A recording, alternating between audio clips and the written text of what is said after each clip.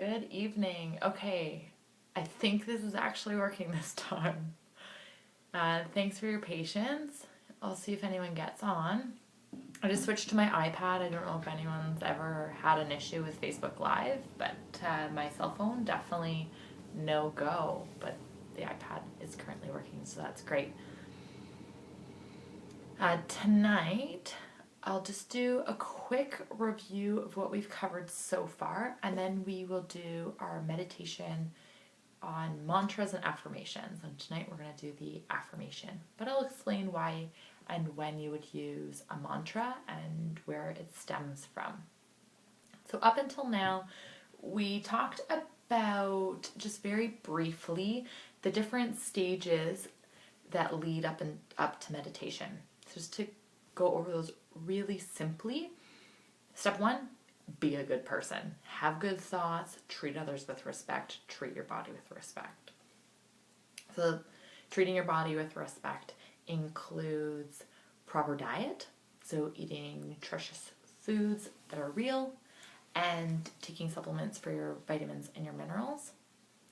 And then some of the other stages are proper relaxation, proper breathing, which Justin covered the breathing, and proper exercise. So those are in the yoga philosophy are asanas, but any exercise is fabulous.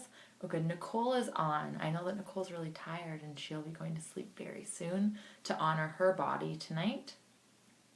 So proper food, proper exercise, proper relaxation, proper breathing, and then positive thinking. That will help lead to meditation as a holistic practice. We're going to build on the last two meditations. So we did the body scanning, and we did the breathing, and you're going to incorporate both. So the levels we talked about were the last few levels of meditation. The first is pratyahara, and that's mindfulness.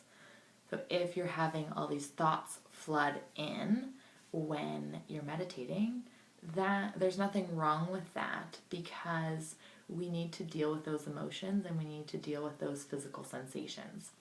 So I've used the example before of the bookshelf. So your thoughts are all on a bookshelf. We never get rid of them. They're always there. One thought comes off the bookshelf, you nurture it, you notice it, you honor it, it becomes neutral, it goes back onto the bookshelf, and another one will pop off. You nurture it, take care of it, and it goes back on the bookshelf. So that's the pratyahara, the mindfulness, being aware of how we feel. The next level of meditation, or the first, actually, mindfulness is first, and then there's the levels of meditation. The first level is concentration. So already, through doing the body scanning, through doing the breathing, you're already practicing concentration. So that's great. 28 minutes of concentration, you'll fall into meditation. So tonight is a concentration practice. So traditionally, what meditation would look like, you would sit up straight, you'd close your eyes, you'd focus on one point in your body. And tonight's meditation we'll focus at our heart center. And then you would repeat a mantra. And a mantra, for example, very simply would be Om. Or a mantra that I've used is Om Gam Ganapataye Namaha. Long mantra, a little complicated. However, because it's complicated, I'd have to actually concentrate to say it properly each time in my head. Again, helping with the concentration.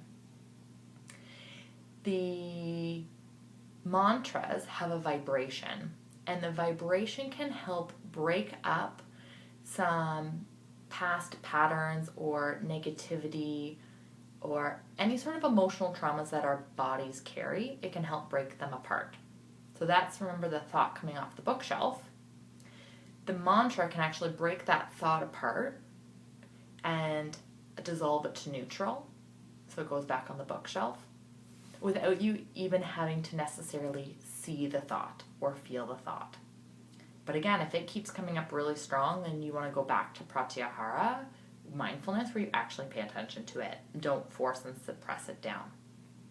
So the vibrations, just to give you an example, it's a lot easier when we think of the English language because we understand it.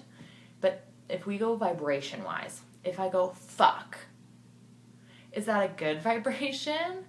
No, it's very disruptive, and that's why people use it, because it highlights things for us, because it actually cuts the air because of the type of vibration it is.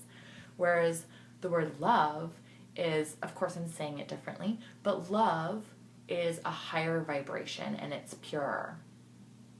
So I wouldn't use the mantra, fuck, excuse me, as in sleeping. I wouldn't use that as an affirmation, because it's going to give me a contracted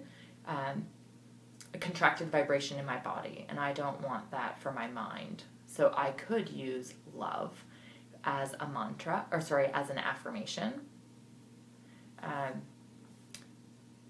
And sorry, I'm getting a little bit lost here. So I was talking about vibrations, so I'm bringing myself back. So the vibration of a mantra can actually break apart the thoughts and allow them to become neutral. The affirmations are usually the English language, and they're a little bit easier for us to understand. Their vibrations are different, but they're incredibly useful. So the affirmation that we're actually going to use tonight will be, I love and accept myself as I am right now. I am safe. Now, a lot of us have commented in that we are doing our meditation for spiritual practices. And that really excites me, because that was what attracted me to has held me to doing meditation. Hi, Lucas. What attracted me to meditation was the spiritual aspect. So yoga attracted me for the physical aspect, and then I got converted to some spiritual stuff. But meditation has always been trying to hear the spiritual feelings, I guess, if you can hear them. So back to the point. Clearly it's getting too late for me, but the affirmations, I actually started doing my meditation with affirmations. So I used, I love and accept myself as I am right now, I am safe. And I noticed massive, explosive physical benefits, and I had no idea why. And I do know why now. So love, most of us, we're seeking love in so many different ways. So we're seeking love in food, we're seeking love even in alcohol and other substances, on Facebook, scrolling through Facebook. We're seeking for love, and we're not necessarily filling it in the best ways. So if we actually, everyone's heard, if you love yourself first, then you can attract love into your life. Well, that can actually be really hard to do, but affirmations really help with that. So using the affirmation, I love myself, helps to encode it in our bodies, especially when we partner it with other practices.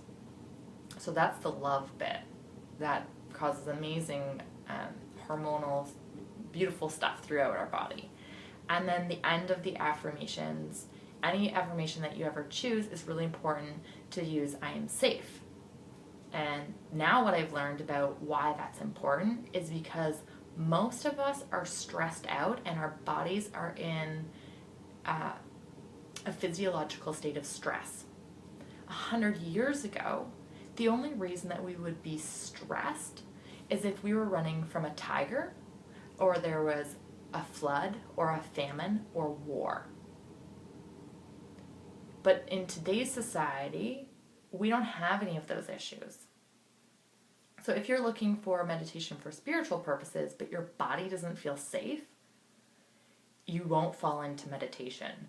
Just like if you were running from a tiger, you wouldn't suddenly go, now is the time to sit and meditate. Absolutely not. You would run.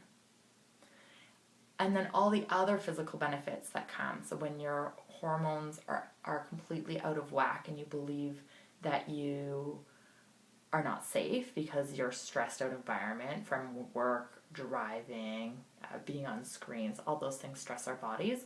It also hormonally tells our bodies that there is not enough food in the world. Because again, 100 years ago, stress meant flood, famine, war, running from a tiger. So when we experience that today, our body also believes then that we're starving. And it will store absolutely everything that we consume as fat. So we want to lower our stress hormones. So that's why we're going to use the affirmation tonight. I love and accept myself as I am right now. I am safe. So we're going to pull the love in so that every cell of our body can feel that vibration. And then we're going to tack on the I am safe so that we can regulate our hormones. And we're going to use the concentration of focusing at our heart center. Okay, I'm not going to talk anymore because I'm babbling. So does anyone that's on have any questions before we start the meditation? For the mantra or affirmations meditation, I do recommend sitting up so that you can actually stay awake and conscious, because it is a concentration meditation. And sitting up doesn't mean that you have to sit cross-legged and in a perfectly straight posture. It helps because the energy can flow along your spine. However, you can sit in a chair or you can sit whatever is comfortable for you.